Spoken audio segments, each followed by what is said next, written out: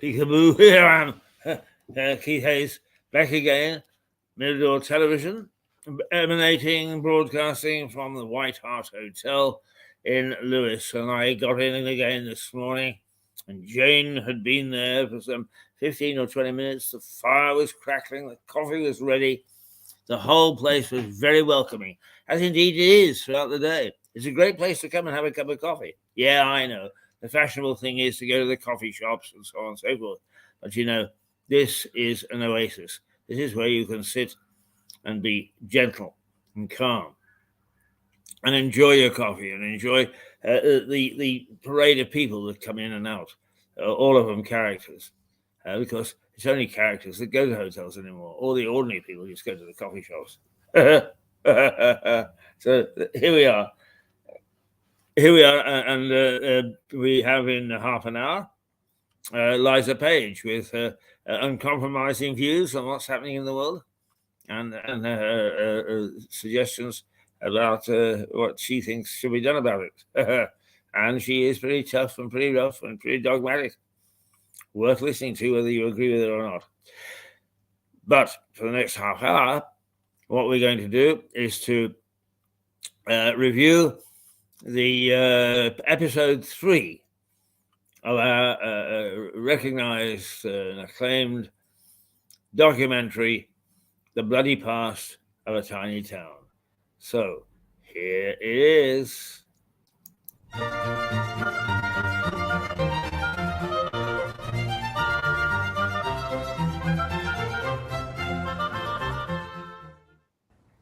He sat on the bank while the river still chattered onto him, a babbling procession of the best stories in the world. That was the excitement that Mole experienced in the story Wind in the Willows. And indeed, rivers large and small everywhere all have many stories to tell. The River Ouse that flows through Lewes is no different. In fact, for much of the town's history, it has played an important part. Today, the river carries nothing but pleasure craft. But for a long time, it was a busy, bustling port. About a mile upstream from here is the village of Hamsey. It sits on a triangle of land which splits the river as it curves down towards the town. Hamsey is barely a village today. A few houses with the 13th century church standing in splendid isolation. But Hamsey was a Saxon port in the pre-Norman era. Historians estimate that over 1,000 people lived here, populating a port that saw ships sail up the Ouse to trade goods. There is no doubt that the Normans had a bit to do with its demise. The area was handed over to a Norman lord. But the community was attacked by an enemy it couldn't stop. An army of rats, which disembarked from one of the visiting ships, went ashore and infected the village with bubonic plague. The Black Death. The disease devastated Hamsey. And while there is no historic evidence, legend has it that the residents barricaded themselves in to prevent unaffected people coming in and diseased people getting out.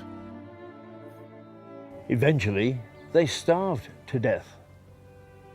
Named after the black rats which carried the plague, the Black Death killed over half the population in Britain between 1348 and 1349. The survivors founded another village off Ham, the modern thriving village of Opham. The plague attacked Lewes several times over the following centuries, each time causing significant loss of life. So death continued to stalk Lewes, bringing tragedy to the high street in rather greater measure than other UK high streets. Hamsey gone, but Lewes as a port flourished. Ships and barges plied their trade up and down the Ouse, creating an exciting and bustling waterway. Many of these buildings, which stand on an extension of the high street in an area called Cliff, are built with old ship's timbers. Where Argos now stands was a sailor's pub called the Bear, built as a brewery in 1787, and it succumbed to the carelessness of revelry and burned down in 1918. This quiet domestic street, which runs for a short distance parallel to the Ouse, was the sailors' playground, and history relates that there were more than a dozen brothels successfully operating.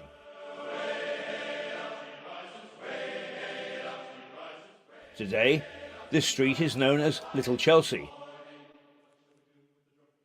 Even the name makes it seem a nice place to live.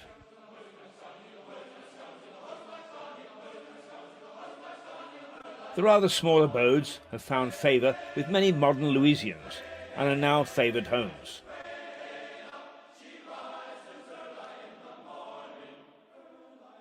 And why not? They look good in a twee kind of way.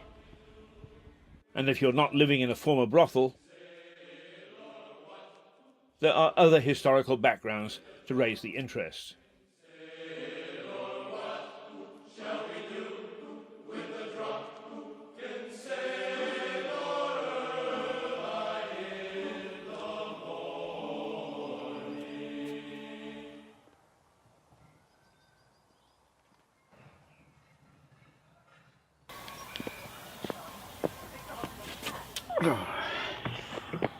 All this talk of pubs and trading around town, it saps my energy. So I sometimes come to this little oasis. The Notts Garden in Southover Park, a lovely little hideaway.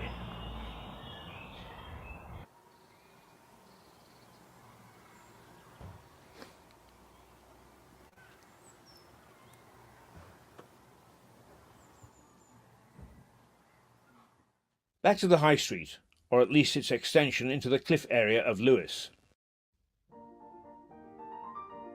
So I've been wandering around here because Lewes is full of antique stores and models.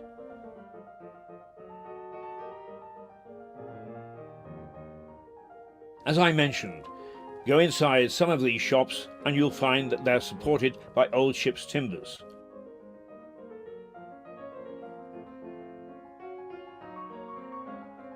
Another reminder of the days when Lewes was a port.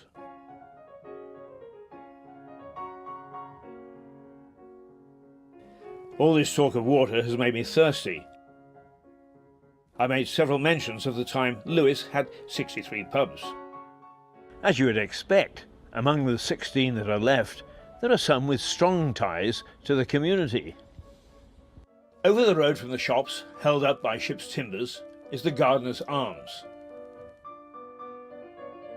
There seems to be a tradition in Lewes, although no one admits to it, of omitting the epithet pub or tavern. This pub is called by locals simply the Gardener's. And the Gardener's it was. The origins of this pub go back to when it was an ordinary house, owned by a gardener. Often, after work, he would invite other gardeners into his front room for a drink. Eventually, it made sense to formalise the ritual. So, it turned into a pub. The Gardener's is a true pub. Unusual now, it only serves pork pies and sausage rolls. yet each year it's in the top tier of finalists for Pub of the Year. Magnificent. Back to the Street of 1,000 Brothels. Well, perhaps not 1,000, but a few anyway. There's a pub called the Snowdrop. Nice pub, they tell me. Interesting for its name and where it stands. This is the site of England's deadliest avalanche. Just after Christmas in 1836, heavy snow built up on the edge of the downs. There were 7 cottages here where the pub now stands.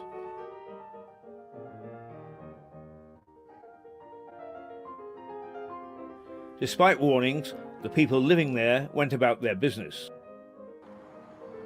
totally unconcerned about the snow.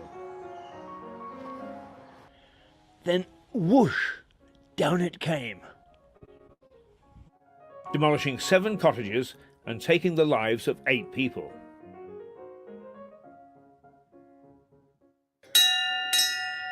Time, gentlemen, please.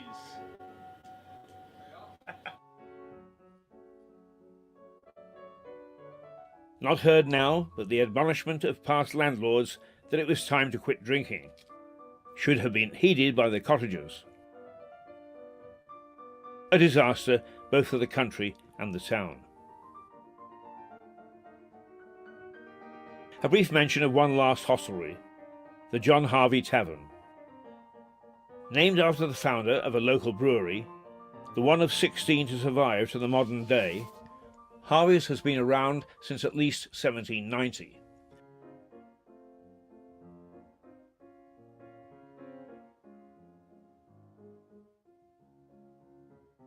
And an important inhabitant. Along with Mole and Ratty on the banks of the River Lewes. More on that later. For the moment, back to the bar. How I wish I'd lived in Lewes when it had 63 pubs. Bliss.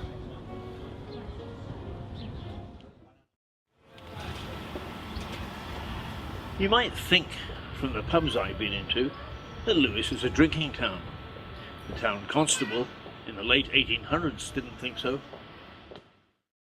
The town constable in 1890 didn't want it to be.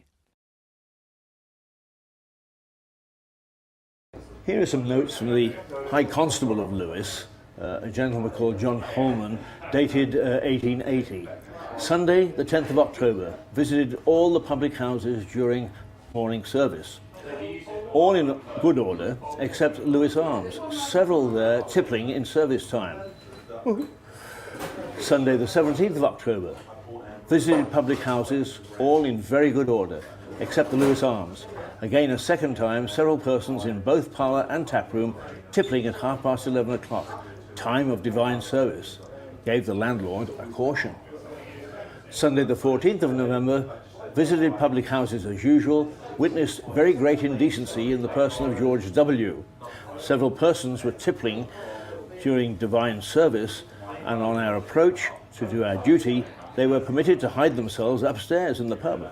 This was the 3rd or 4th offence of the same kind. Wow, bit different today.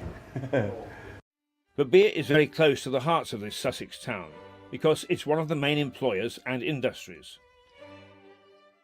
Earlier, I mentioned the John Harvey Tavern. John Harvey started his brewery on the banks of the River Lewes in 1790. He was one of the 16 that flourished here at one time. Now, with just the odd microbrewery popping up here and there, it's the only one. The brewery is close to the hearts of the community. The pubs it owns have in the main remained traditional, while its method of delivery has most definitely remained in the past. Miles Jenner is the chief brewer, and his range of beers reflects the activities of the local community.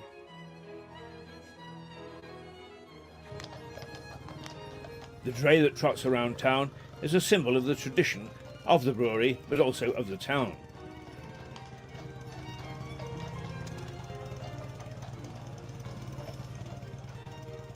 The beer maker turns out beers named after local events: Firecracker, Tom Paine, Bonfire Boy, and Lewes Castle.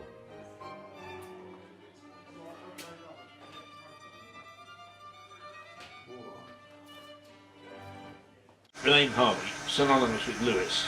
You've been around, or the brewery has been around for quite a long time. Can you develop a little bit of the history for us?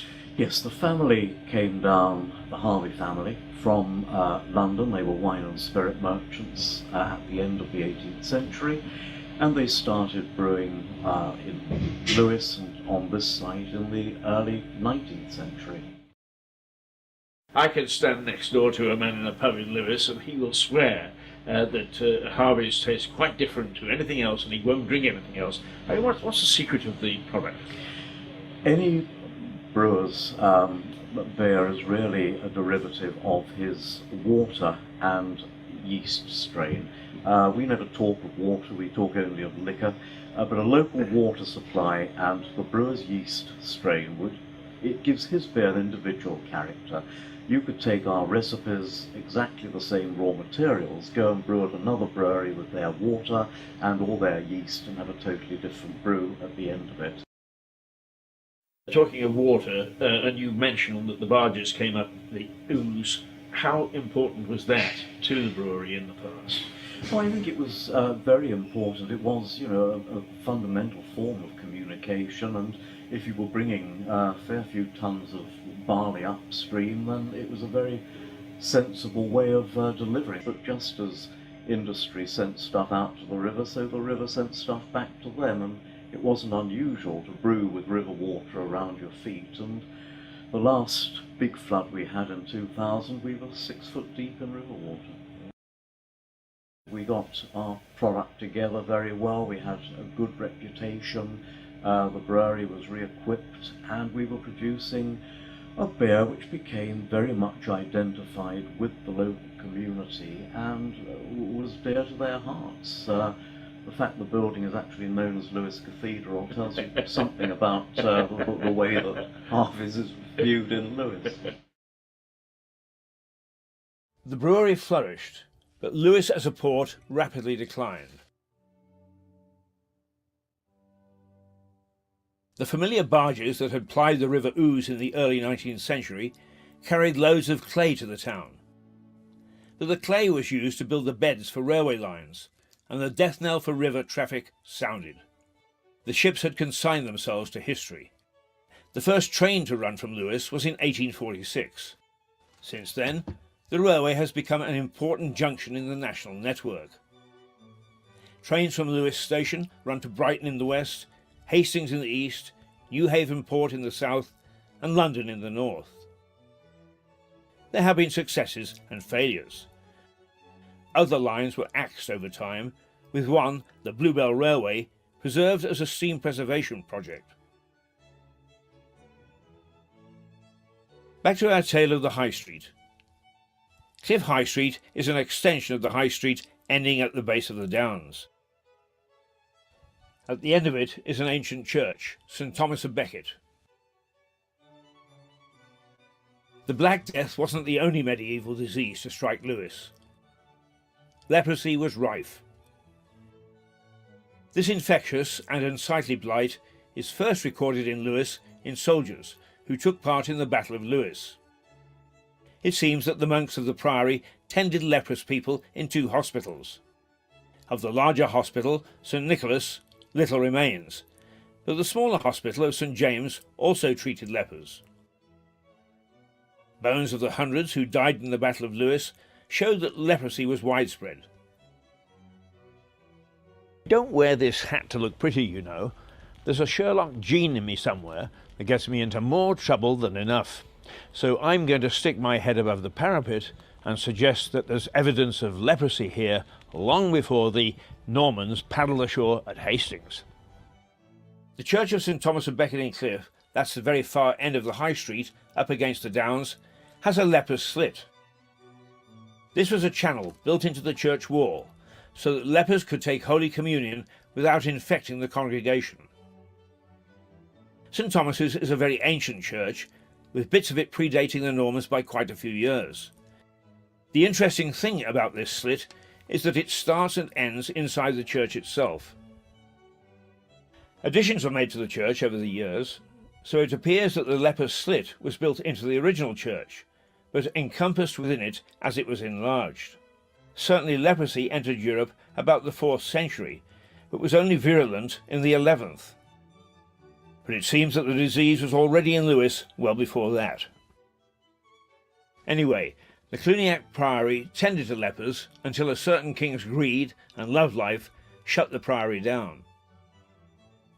So leprosy can be added to the Black Death as a scourge of Lewes. But let's shuck off the historic events of bloody Lewes and celebrate the river, the way that our friends in Wind in the Willows did, the lovable mole and his friend gung-ho Ratty. Each summer, a raft race is held on the Ouse by the local round table. Teams from organisations, schools, businesses and even groups of individuals construct weird and wonderful rafts and race each other from Lewes down to the sea at Newhaven. Not a very fair race. The crews bombard each other with flour and water bombs, water pistols and any other old rubbish. Spectators add to the mayhem by pelting other missiles at the crews. The first few hundred metres are quite torrid, because from the bridges here, people hurl bombs and eggs and all sorts of things at you, really. But when you get past Lewes, it's quite peaceful and serene down the river, and you've got the tide to help you along as well. Last year the theme was the Rio Olympics, so again it was quite open to interpretation. You could just take Brazilian culture or, of course, the Olympics. I was part last year. I duly sank in Newhaven Harbour, unfortunately. But obviously we put the proper safety provisions in place, and we were fished out before we were swept out into the English Channel. There's been suggestions this year that there will be pirate rafts and people drinking rum and trying to board other people's boats, but we'll see how that happens. We're limited for safety reasons to 25 rafts. In the next number of weeks, we're going to have talks with all the safety bodies, and perhaps we may be allowed more, but obviously safety is our main priority. This year I've been absolutely inundated with applications. I think I've sent out over 100 application forms. Wow! Now how do you select which of the 25 are going to be lucky? It's down to, in a lot of cases, the event is sponsored. So in many cases, sponsors may get priority, but overall it's just a lottery, really, and or the best rafts will be chosen.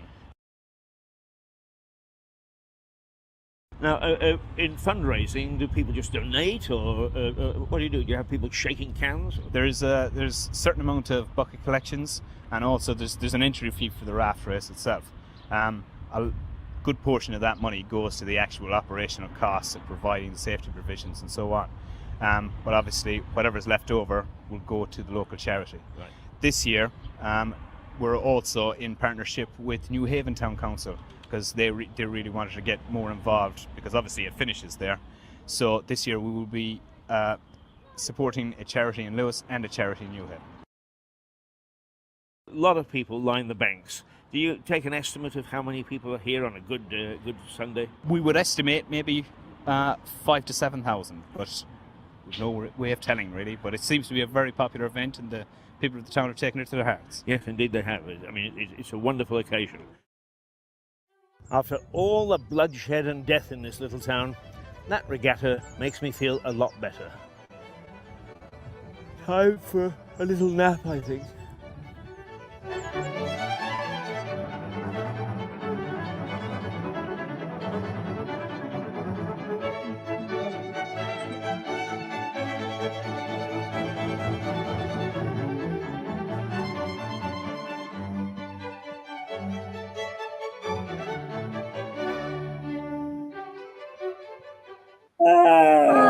Hello. There we are. There we are. Here she is. Here we are again. Get ready to get you Here all we are stirred again. up. Get your juices going. And talking about the New World Order. Mhm. And she came in this morning, wafting in with that great charisma, and said, "That stuff you sent me from Canada, I'm going to talk about that this morning." And just to put that into context, I spent a number of years in Canada as a journalist. And at that time, in the 1970s, the Prime Minister was one Prime Minister Pierre Trudeau. And I had several clashes with him, even though he was in Ottawa and I was in Vancouver. We didn't see eye to eye over a number of things. And nowadays, Canadians worry about some of the things that he introduced in during that period are coming back to bite them in the bottom. But his son is now a Prime Minister, and his son seems to be getting more out of control than his father did. And I have many relatives, I have many friends, I have many journalistic friends in Canada, and they are all getting very, very concerned about the fact that decisions are made without due process of democracy, that freedom of speech is being locked down, that indeed that Canadians are beginning to live in a closed society. Now, like the rest of the world, the middle classes don't care. As long as they've got some food on the table and petrol in their car, and they can go to the cinema twice a week, they just tend to pass this off, brush it off. But there are those who are concerned that the ranks are being swollen. And Liza then tells me, because she keeps an eye on the situation much closer than I do, Liza tells me that the famous truckers' protests, which took place last year, and which caused great concern in the ranks of the establishment, has now started again because nothing has changed, and they are concerned. What's that all about, Liza?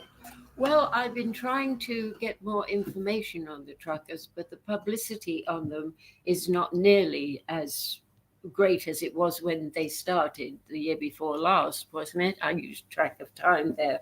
But God bless them. God bless them. That's all I can say. And, I wish you would follow. But Tucker Carlson was talking about on one of his shows this week.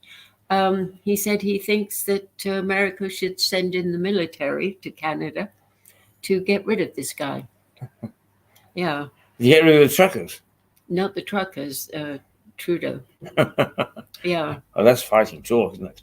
Yeah, well, maybe he could send a few troops over here to get rid of our lot too. I mean, that might be useful. Well, I told you it's controversial.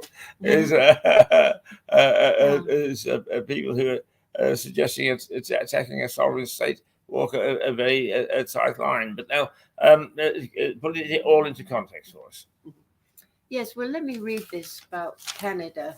I read it before, but for those of you who miss me, I'm going to read it again because it's terribly important.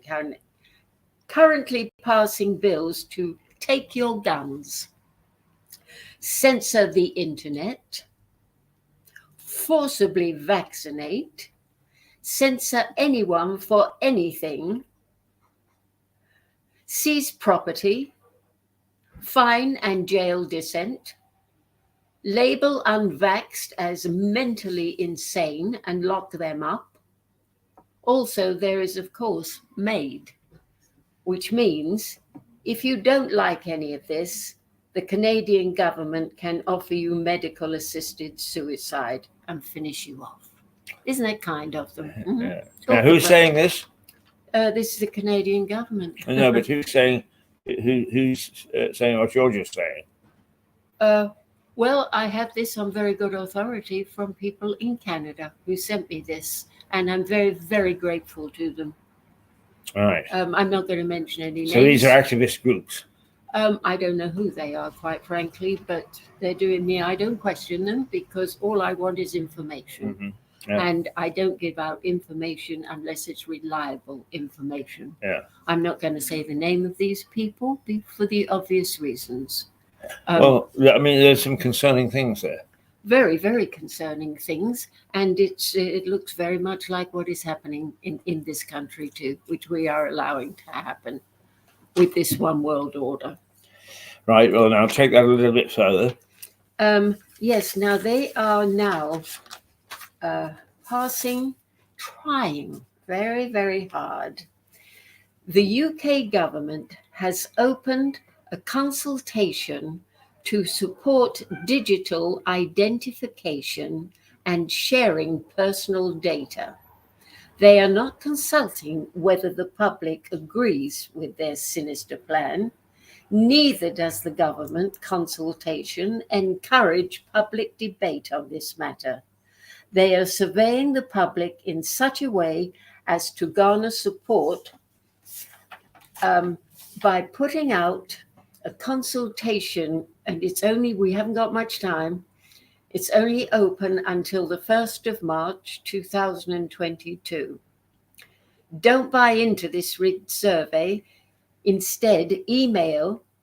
They've got a thing out there on the internet that they want you to fill in. They just slipped it in very, very quietly, not telling anybody, but it's been found out.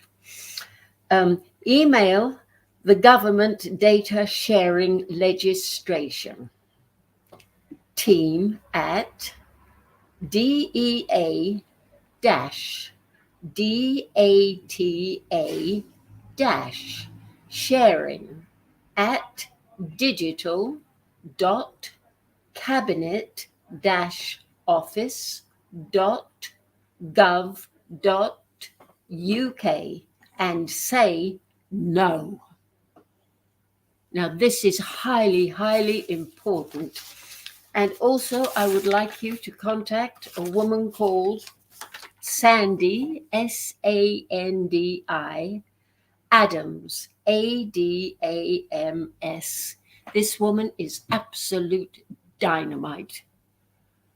You can locate her on davidicke.com, or if you want to go to the Iconic channel, she was interviewed on there last week. But contact her, whether you try and trace her on those lines, try and trace her for yourself. Sandy Adams, who has brought this to our attention. God bless her. So this is very, very serious. They want our data. Every single thing about us so that they can sell it to the world. This is what they want, our great British government. Yeah. Mind you, there's something else here that might be a little bit interesting. Thailand. We don't hear much about Thailand, do we? A few days after receiving her boost injection for COVID, the Thai princess of Thailand, suddenly collapsed. 3 weeks later, she remains in a coma.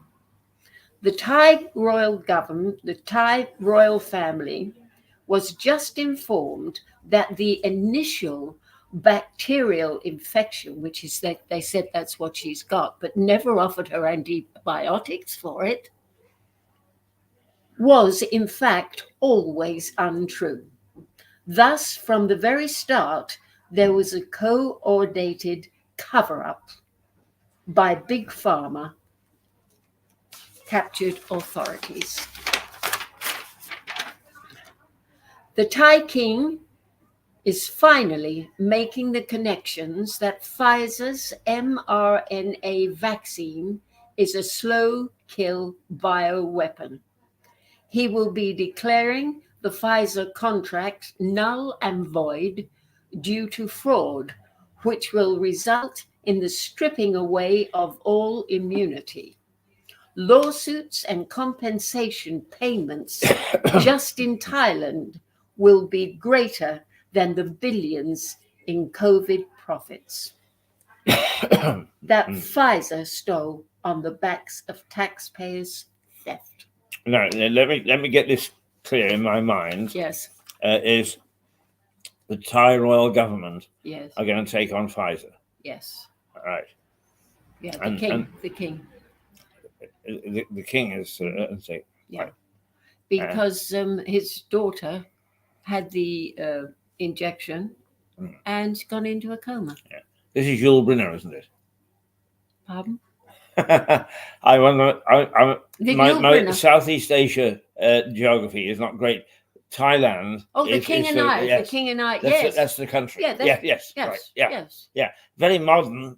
He dances well too. Yeah, but I mean the monarchy in Thailand has stayed very modern. So I didn't even know they had a king over there. Oh yes, I think they still.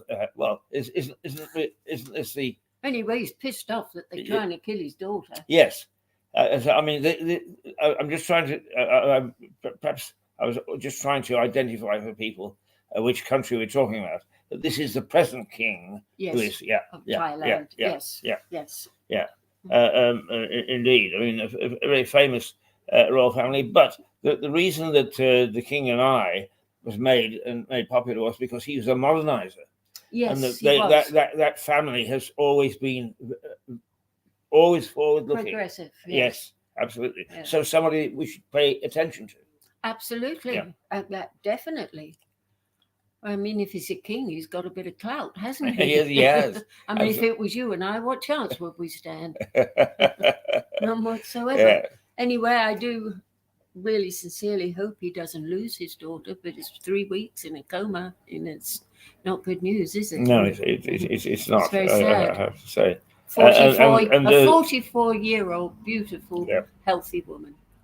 And I mean, obviously, if he's going to sue, they believe that they've tied the coma to taking an injection. Yes.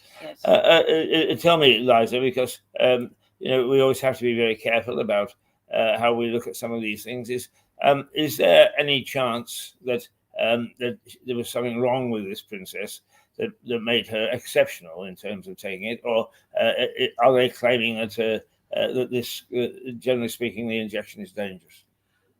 Well, they're saying it's a killer. He's saying it's a slow kill bioweapon. Right. Which a lot of people would agree with him. They're very specific about it. Yes. Right. Okay. Now, sometimes when I phone you to discuss what is happening on this television station, you say, "Oh, I've been up all night and I've been reading this and I've been reading that." You're a voracious reader on much of this alternative stuff, if you like. So bring us up to date with what's happened and what you learned and what you feel is important from the time that you were here last week. Well, the most worrying thing is this this stuff they've put out on the internet that they want people to fill in, but it's very quiet, and we've only got until 1st of March, and then they will bring this in and try to get all our data. Right. On a thing that we didn't even know was out there. Right. They haven't asked us. And this hasn't been debated in Parliament? No. It's just been passed through, nodded through. And But nowadays, Keith, they're so bold, they don't care what you say about them. Oh, really? Well, we're going to do it anyway. Yes. Well, I've just had to go this morning before you got here. I love you. I love you dearly for what you do. I really do. Well, who else is doing this but you and I? Huh? I mean, as far as I'm concerned, I do believe that one has to have an open mind. You have to have an open mind. You've got to listen to all points of view. And I do worry enormously that particularly when the bureaucrats get in command and start to look at these things, is that they cut out debate. And that frightens me. That worries me because, I mean... Well, they're doing it more and more, aren't they? I mean, I'm nothing special as a journalist, but I am terribly open-minded.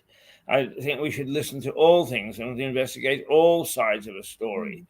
And that's not being done. No, not at all. I mean, I'll give you an example of things that I find disquieting.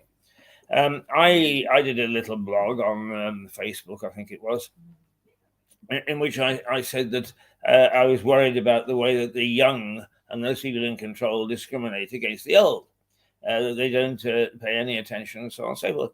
And I was somebody who I knew, and actually in where you're talking about, the west coast of Canada, and he said, "Oh well, the youth, look at them, how well they use technology and so on and so forth." And I thought, yeah, the fact of the matter is that nobody is realizing that our information services are beginning to collapse ever since all this technology that these youngsters are supposed to be controlling and so on. And I know for a fact, because friends on Fleet Street, that in national newspapers, people just take things off the web without checking. I'm sure they do. Yeah, absolutely, yes. Yeah, I mean, in my day, is where you had to, if you got something that came in without any source, you had to check 3 independent sources before you could use it. Yeah. To get the verification. Now it just comes off, and it's taken effect, and then they say, "Oh dear, fake news, fake news." Not a bit surprised. Yeah. And I think those standards have got to start to come back. Yes. Now that doesn't mean to say that I know journalists who are still fastidious in the way that they handle it. So it is a generalization, but nonetheless, we shouldn't have to generalize about things like that. No, and I mean, any journalist who seems to come on here and tell the truth, I mean, they take him off, or her. She's not shown. There's so much censorship on the internet for anyone who's out there challenging them the way you say, come on, let's talk about this. Oh, no, we don't want any debate. You might be right. You might know too much. Well, we just had a very good series of people who are here in Lewes for the Lewes Speakers Festival. And indeed, you interviewed the former head of the Liberal Party, Vince Cable. And the initial list for the next round in May has been released, and somebody that you can't stand, but you like the way that he actually pummels through everything is Christopher Hitchens. Peter Hitchens. Yes. Yeah. Oh, no. I think Peter Hitchens is one of the finest brains we have in this country, and his late brother was too. And there was always what was his brother, Christopher? Yes. Yeah. Peter Hitchens is here. Christopher was mainly in America, and there was big rivals between the two of them, but there was incredible deep affection, I can tell you. Christopher passed on, and Peter must miss him dreadfully. Yes. I feel very, very sorry for him, because I had that kind of closeness with my sister. Right. So I can understand that perfectly. Did you dig out that bit of video for me? Yes, I've got it. Oh, good. Yes. We'll come back to your sister in a moment, because I like little red herrings. I'm famous for red herrings, so I like to talk about things other than the main thrust. But I think that in support of some of the things that you say and some of the things that you want to do is that Peter Hitchens is going to appear in May here to talk about his book, but it is a forum, and we work very closely with the people at Lewes Speakers Forum or Festival. Yes, I'm sure that we'll be able to get Peter Hitchens on, and of course I'm quite sure that you will want to be the one to interview him. I'd really enjoy that. I would really enjoy talking to Peter. All right, because we have he's yours. We have watch out, Peter. Our thinking, our thinking is we have a great deal in common in the way we think. And I think he's like. Right, I think the man is brilliant. I just think he's got handcuffs on. That's all. You won't get all pretty on him though. You'll be your usual fierce interview. Well, I don't know. He's a very charming man. Isn't he? Gonna have to watch this with some interest. Right. Okay. Now, you some of the authors and some of the sources that you quote may not be familiar to a good many people. I mean, it does seem to me that is while you're very passionate about your concerns of what's happening in our society, is some of the authors would be in limited circulation. So you've been studying one particularly this past week. Tell us about him and tell us the sort of thing that he writes and where you can get his books. What are we talking about? You were talking about a gentleman that you use as a source all the time. David. Not David Icke. It was another gentleman who's a voracious author. Who are you reading this week? Well, I'm back reading David. I'm catching up on a few things. Well, all right. Yes. But perhaps it was David Icke. Yeah, David yes. Icke. Okay. Yes. Yeah. Mm. Okay. Yeah. Of course, they've banned his books down there at Waterstones, where I used to get a lot of them. Now you can get them on his site. You know, anybody who's got something to say, ban them. It's just like Nazi Germany. You know, ban the books, and unless you ban them, we'll burn you. That's the attitude. It's very, very serious. Yeah, I mean, it does concern me that someone like Waterstones would actually ban any book from sale. The only reason that they could or should is that they're not selling. Commercially, I suppose they have the right to do that. But let us just for a moment consider, why would Waterstones ban or not sell David Icke's books? Because he tells the truth. Okay, but that's, you've got to back that up. Yes. Well, I've been reading David Icke's books for the last 30 years. And every single thing, what he is, the man is a researcher and probably the best in the world at the moment. Every single thing that he has spoken about has all come to pass. Absolutely everything. He was way, way ahead of his time with this new world order. I mean, this has been planned before the last World War, I promise you, really. I mean, it's in depth. And there's a man called David Kelly, I think it's name. And you can find out all about this. I mean, that's where David got his research from. People know this man, and I'm again,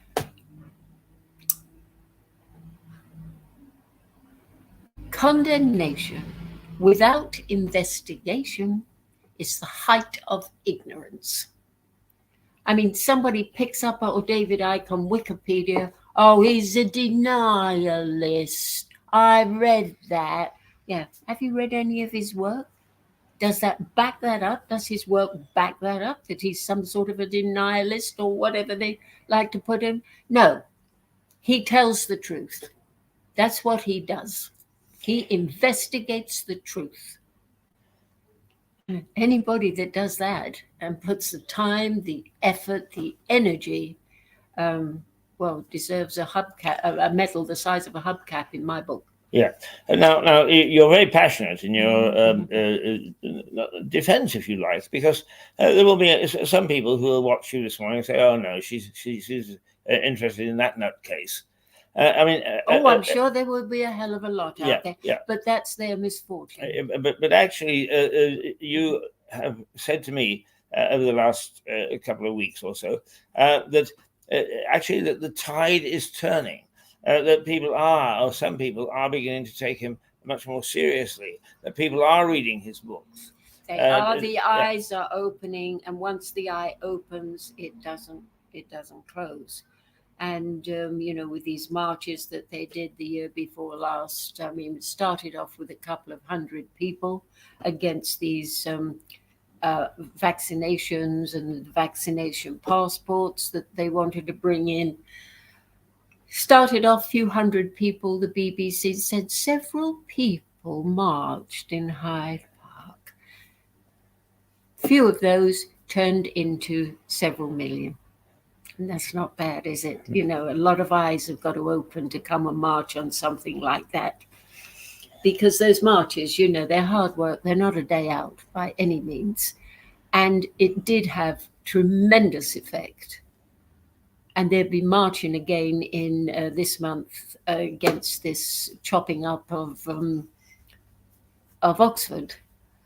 Yes. Yes. Now explain that again. Well, Oxford, they're carving it up into little sections called 15-minute towns, where they say, well, you will have everything here, a shop for your groceries, a dentist, this and that. So you have no need to leave this vicinity, this 15-minute vicinity. But suppose I want to go out anyway. Well, then you have to have a car and you have to register that car and say where you're going, how long you're going to be, because you are allowed 100 hours a year. That's all, 100 hours a year out of these 15-minute cities. And these have been planned all over Britain. But Oxford is the first one to say this is what is going to happen. All right, then supposing I live in one of these areas in Oxford, how do they monitor what I do? Oh, they'll where know. I go? Oh, they'll know. Oh, they'll know everything, especially if they bring in this bill. Are you kidding? Britain is the most photographed place in the entire world. Yes, really. that is well that's on documented. record, Yeah, isn't it? Yeah. Oh, they'll know for sure. But what I'm really saying is, and people will take absolute delight in informing on one another, because that's what they did in Germany, you see. So they don't even have to bring in police, Right, because the public will police themselves the way they did in lockdown. Yes. So if I say, as a politician or a bureaucrat or whatever, in defence of what is happening is, well, we just want to make it convenient for you, so you don't have to walk very far, or go very far, Yes. or travel very far. It's always for our benefit. That is a palliative. What they're really doing is they're saying, this is going to do the world of good. By putting you in a camp. Right. So we know exactly where you are. We know exactly who you're talking to and exactly what your thoughts are. They will know every time you go to the bathroom, what you eat, who you fuck, if that's allowed anymore. And totally under the Chinese regime, which is the blueprint of China, is the blueprint for Britain and the rest of the world. All right. Now this is you put this to Vince Cable, who I don't know whether he lives in Oxford or he spends a lot of time there. He lives in the New Forest. But he sort of dismissed it, didn't he? Yes, he didn't even know. That's your fear. He didn't even know what I was talking about. Right. Okay. Now let me lay down a challenge to you, but also an offer. Really, is next week when you're here, will you take a few minutes and just outline quite specifically what's happening in one of these little areas, so that we all understand? Absolutely. It's not only this a new concept, but it's a hidden concept. Absolutely. Right? So hidden, for us like to that appreciate, form that they've got out. Right. For us to appreciate what's happening, I think we need a few examples and specifics. Are you prepared to do that? Of course, certainly. Excellent. Yeah, because I don't know what to see as sinister and what not. And I think that the more that we know, the more we understand, the more we can make up our minds about these things, which is very important. Yes, I know.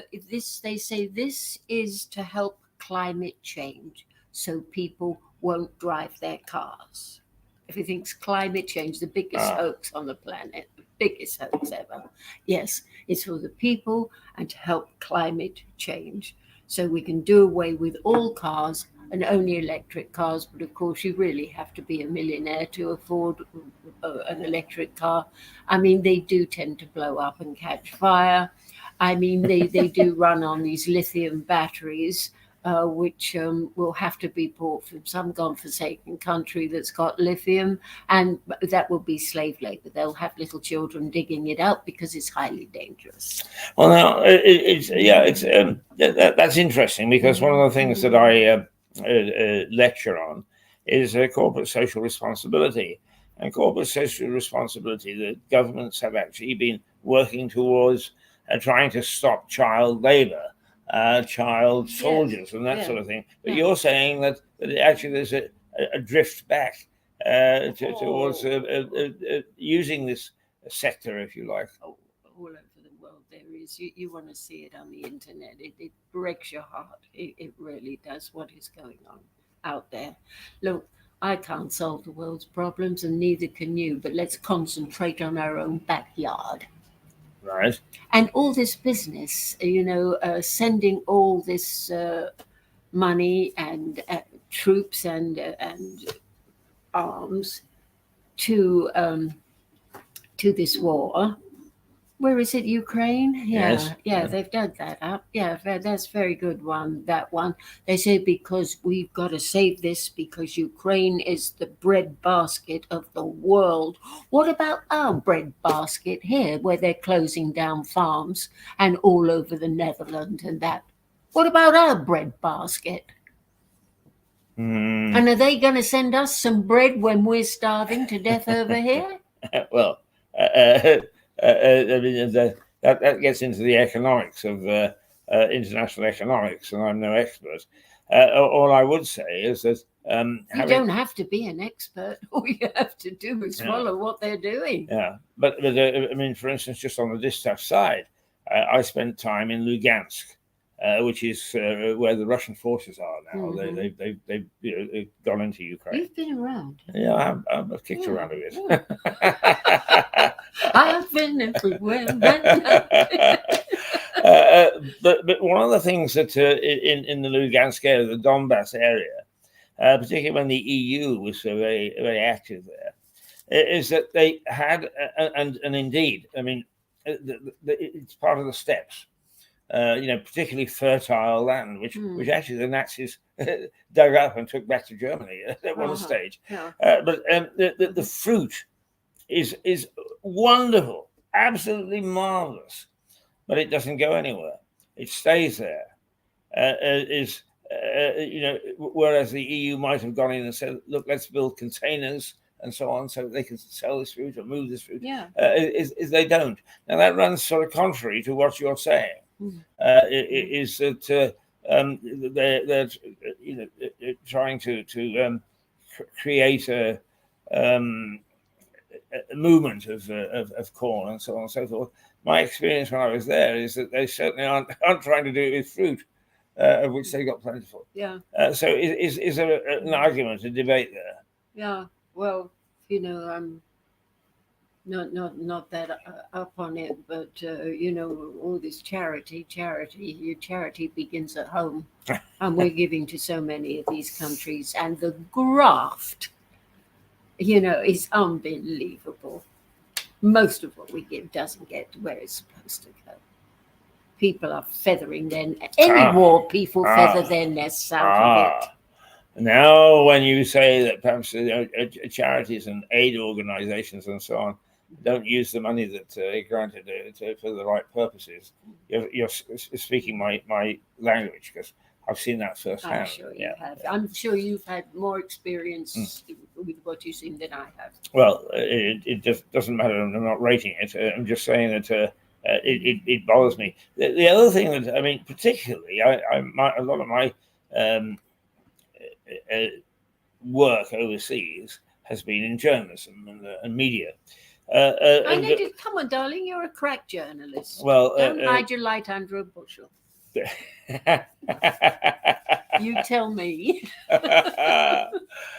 One of the things that bothers me is that, for instance, in journalism, most people who have got good jobs aren't going to pack them in to go to third world countries or whatever to train journalists. And I found that right throughout the overseas development world is you've got third-rate people. So you provide third-rate services, and nobody seems to care. I mean, Americans particularly they only see is how much money they pump in, not how it's being used. No. I don't know whether our government is any different. I shouldn't think it's any difference at all. I really should. But from what I gather over there in the States, I haven't been there for years and years and years, but they were in a right state. Whew, and how they've allowed it to get to that state, I'll never know. Because I happen to like American people. I love this pioneering spirit that they had, and innovation. And then nice clothes and everything. There's no sort of poverty thing about them. They're lovely, and I have found them more than generous, very, very generous people. But I am amazed that they're standing for this. Because the old thing with a gun, hey, get off my land. I mean, I thought that will always stick in America. No. I mean, I'm sure there's people fighting this in the backwoods. I'm absolutely sure there is. But the naivety of them with what is going on amazes me. Absolutely amazes me. Let me switch for a moment because you've had one program shown and you are busy making 2 or 3 more of Youth and Age, was it? Age and Youth. Age and Youth. Tell us a bit more about that and where is it at? Well, I'm making little films with the boy that used to work here, Max Hayes. Max Hayes. Max Hurd. They don't call me Max. with Max Hurd, who I'm very, very, I like him very much, regardless of his brain, but he has an inexhaustible thirst for knowledge. And he does an awful lot of research on the net the way I do. His way of thinking is very, very similar to my own. He's self-educated, didn't have the greatest start in life. Dad walked out when he was 4 years of age, raised by a lovely mother, though she's done so well by her children. She really has. They're all winners, they're very nice people. And Max is of that stock. And I was most impressed with him when you hired him straight out of college. And he held his own against you, and Stuart. Yes, I was very impressed with what he did. And then he asked me if I would like to do some work with him, which I did here, and we seemed to work out very well. So we decided to do this thing, Age and Youth. Right. So what sort of thing do you talk about? Mm-hmm. What sort of things do you talk about? What you and I talk about. Yes. The same thing? Yes. But what I wanted to get over especially, I'm the oldie, he's the youngie. I want to get the young people to watch me and him. Mm-hmm. You see, and I was hoping that through Max, I will attract younger people. I mean, who's going to turn on to see an old broad like me? I mean, they want a 19-year-old. They want a 19-year-old with the tits up here, and the whole bit. And that is very natural. I know and understand. No, I mean, the reason that I like the concept is that All stories are conflict. Mhm. Sometimes it's man against man, and I'm not supposed to say that I'm on person against person. No, it's man against man. Because I'll tell you something that's really, really. I am preparing a little thing to say. This is an anti-woke zone. This television station is an anti-woke zone. I am just so fed up of them tampering with our language, tampering with our thoughts, and trying to make us feel as if we're idiots for believing something other than them. But it's all calculated, you see. Oh, calculated or not. The government is encouraging this. This is what they are doing. Now, then, this little crowd that were up there, stopping the traffic and throwing soup at paintings and all that. What do you call those? That little lot? Oh, exhibitionists. Which I know what you mean. Yeah, and I'm sure that the viewers know too. Yeah. Bloody annoying, stupid little idiots, stopping traffic, etc., etc.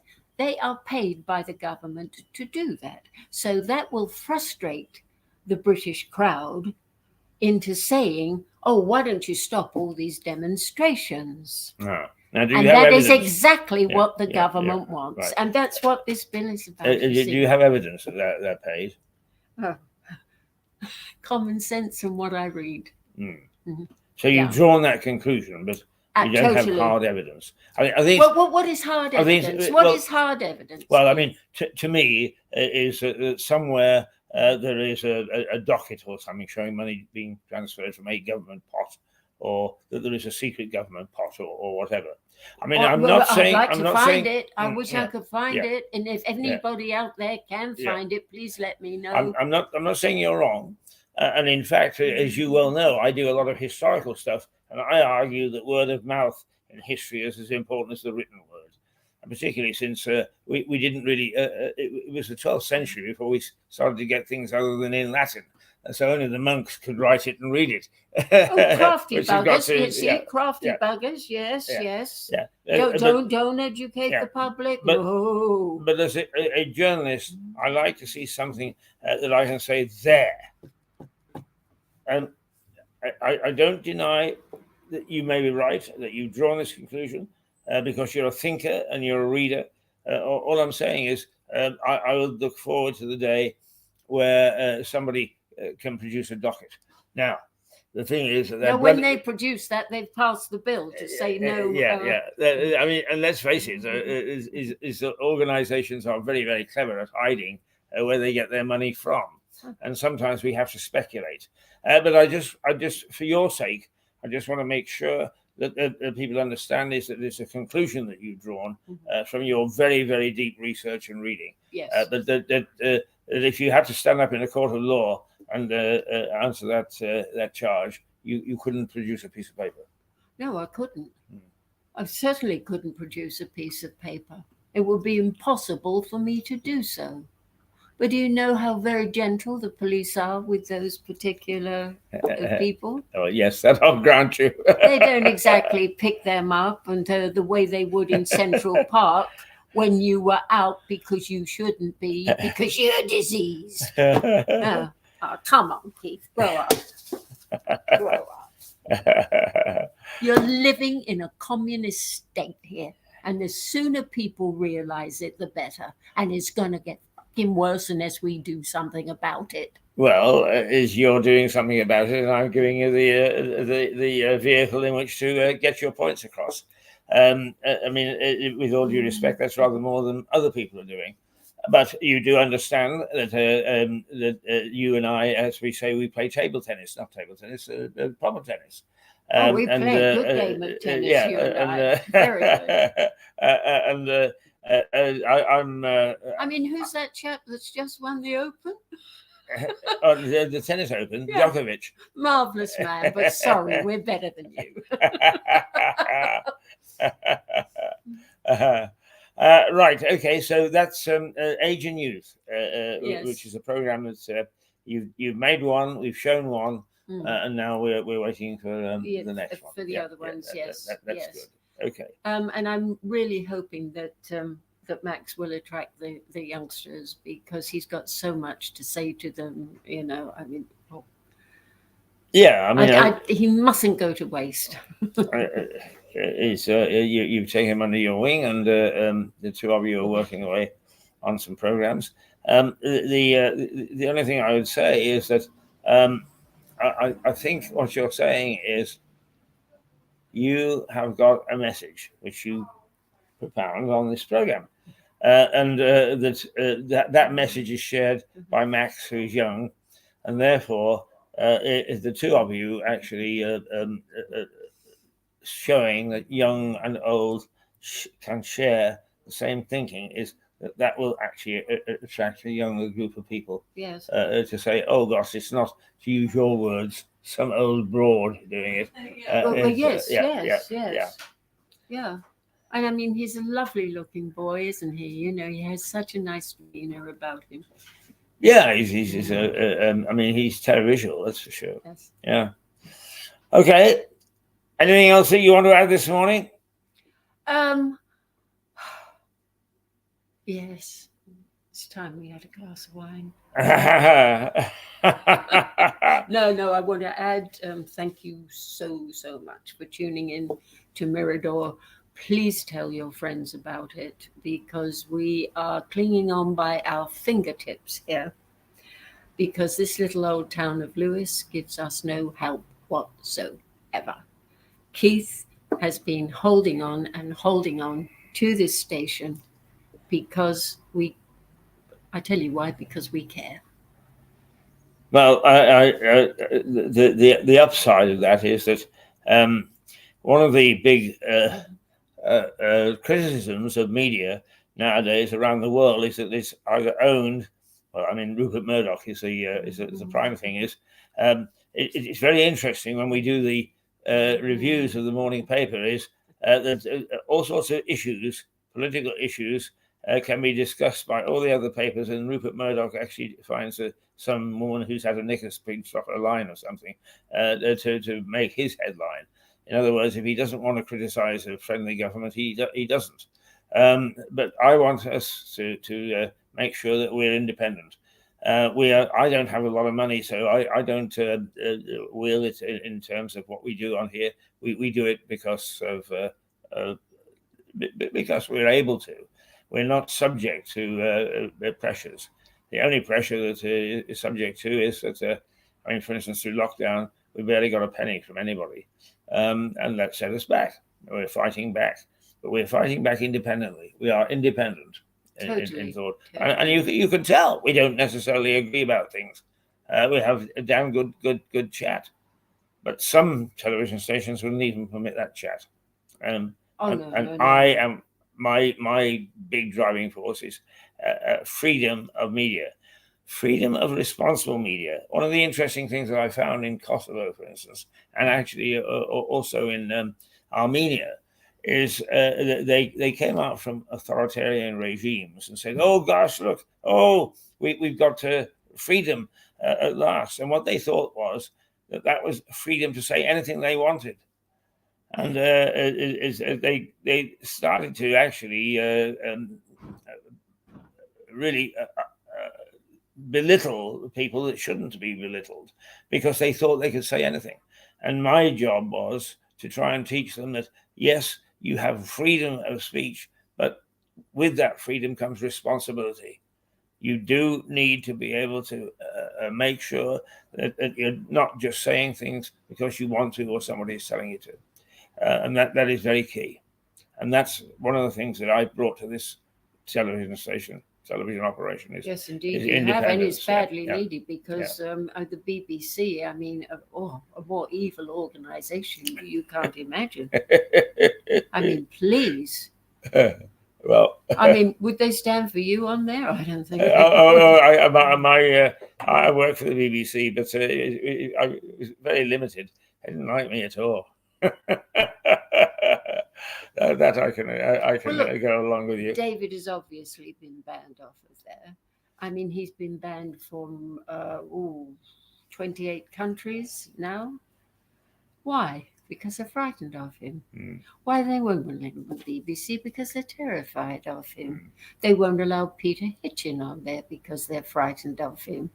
Or Dr. Vernon Coleman. I know that's who I was.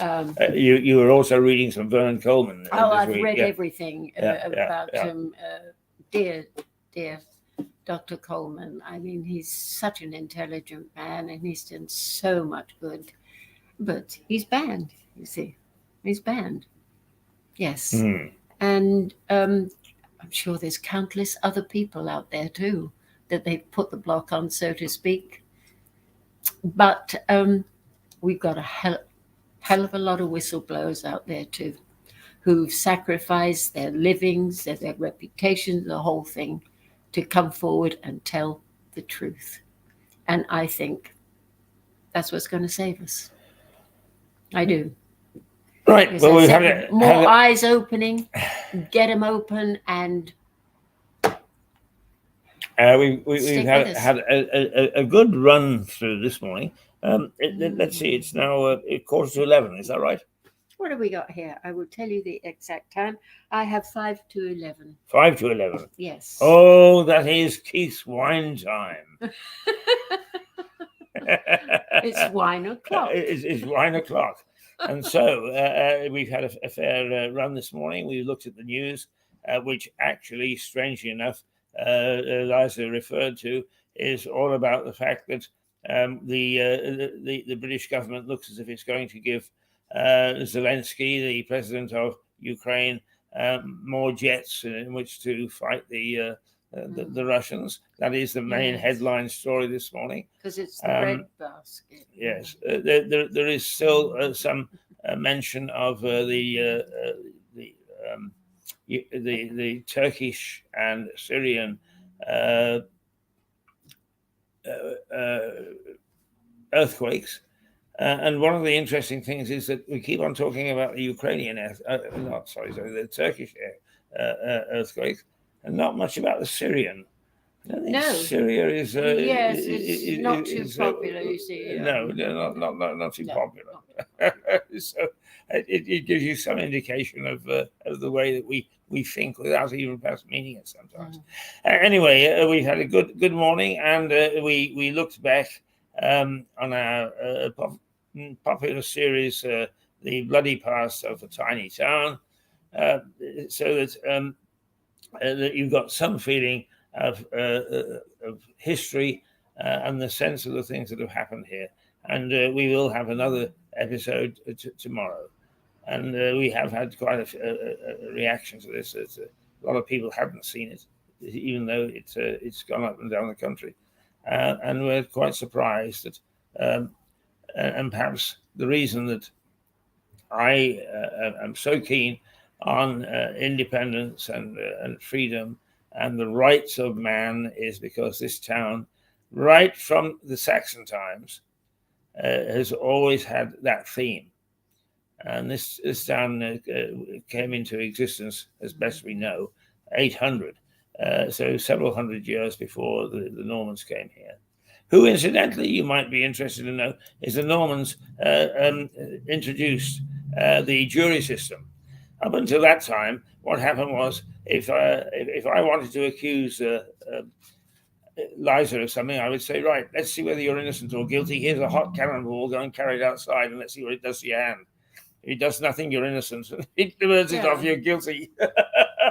Yes, or dunk you in that thing, and if you don't drown, then you're that's right. innocent. Yeah. But we might have to try and burn you at the same time. Now we look out at a very senior court in the land, the Assizes, Lewes Crown Court, and that is one of the things that the Normans brought to us, and which I'm happy to say is a focal point still. Also, excuse me interrupting, darling. Didn't you say that they started cricket?